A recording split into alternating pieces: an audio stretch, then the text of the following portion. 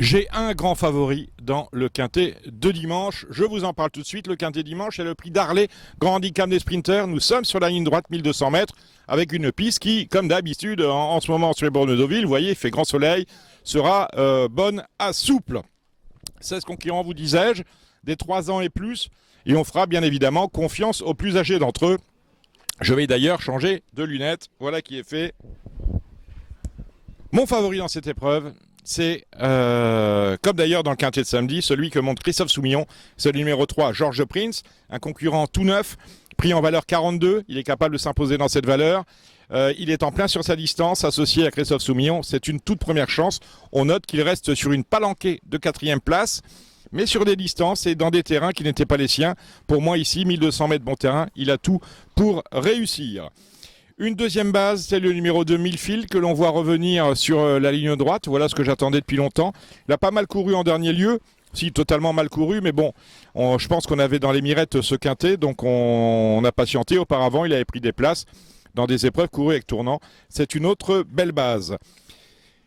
J'aime beaucoup, alors lui va être abandonné, c'est le numéro 6, Beaumassago. Beaumassago, c'est un concurrent que je connais bien parce que j'avais failli mettre un bulletin dans l'urne lorsqu'il a couru. Il était âgé de 2 ans, ça va d'ailleurs être le seul 3 ans que je vais retenir dans cette épreuve. Il avait couru sur les programmes de Vichy, a réclamé dans un bon réclamé de 2 ans. Il avait été racheté, je crois que c'était par la maison Escuder, et là il vient de changer d'entraînement. Escuder s'est fait un peu tourner autour, puisqu'il est passé chez Vaclav Luka. C'est un concurrent qui aime les parcours en ligne droite, qui a beaucoup de speed, qui aime le bon terrain, et qui devrait faire parler de lui dans cette épreuve. Et franchement, il mérite peut-être un chip gagnant placé, parce que ça me semble pas mal du tout. Et ma quatrième base dans cette épreuve, je vous en donne 4 au lieu de 3 habituellement, c'est le 15 Mutrafort, l'entraînement de Henri-Alex Pantal, la monte de Vincent Cheminot, qui d'ailleurs porte 1 livre de plus que le poids qui aurait dû être le sien. On passe en effet de 53 à 53,5. Mais c'est pas mal du tout. Les 3 dernières courses sont bonnes. Il avait gagné lors de son antépénultième sortie. Donc on retient en base. Le 3, George Prince, à mon sens, sûr dans les 3. Le 2, Millfield, qui retrouve la catégorie et surtout le profil de quintet qui est le sien.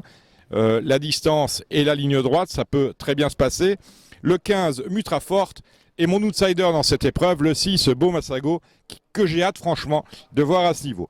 On va descendre maintenant les différents concurrents. Ils sont 16 au départ de ce grand handicap des sprinters. Là, Sally Spirit, associé à Olivier Pillier, reste sur une palanquée de bonne sortie, 2e en dernier lieu, auparavant que des victoires. À mon avis, là, quand même, ça va être un peu compliqué, mais un cheval en forme peut absolument tout réussir. Profil intéressant que celui du 4, Koutsounakos. C'est un cheval qui a couru cet hiver sur les forums de Cannes-sur-Mer. Bien d'ailleurs, dans de belles épreuves, où il a réussi quelques trucs sympas. Et il reste ensuite sur des performances absolument obscures, obtenues chez lui. Et chez lui, c'est en Grèce, autrement dit, il vient de courir sur les forums d'Athènes. On est à Deauville, mais même s'il aime le bon terrain, ça va être à mon avis compliqué, surtout sur cette valeur-là. Le 5 Ultimate Fight, je l'ai abandonné. Attention au numéro 7, Pradaro, pour lequel Christophe Ferland a fait appel à Mika Barcelona. Régulier, en forme, les œillères australiennes, un bon jockey. Ça peut bien se passer, mais c'est un 3 ans. Et comme je vous l'ai dit, celui que je préfère dans cette catégorie d'âge, c'est Beaumassago. Time to Fly, c'est le compagnon d'entraînement de ma base. Le 15 Mutrafort, c'est l'entraînement d'Henri et Alex Pantal. La monte de Pierre-Charles Boudot, autrement dit, une chance très convenable et régulière. Pareil pour le 9, Der Graue, l'entraînement de Blaise Mohamed et la monte de Antoine Hamelin, ce qui vaudra d'ailleurs de s'élancer à une cote, mais là encore, on ne peut pas lui interdire d'être 4e ou 5e.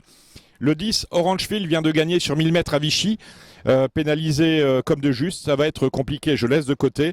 Comme je laisse de côté pour la même raison, lui a gagné à Maison Lafitte, c'est le 11, Gangoum, auquel on remet les œillères. Attention au 12, Mandoline Wind, l'entraînement de Monsieur Honel, la montre d'Adrien Foissier. Ça peut bien se passer, au moins pour une place. J'ai laissé de côté le 13, Parigotte, qui doit, avant cela, digérer la pénalité que lui doit son avant-dernière sortie victorieuse. J'ai laissé de côté le 14, Red Torch, même si, avec la montre d'Alexis Badel et la qualité de l'entraînement de ce 3e Pantal, ça peut faire mouche.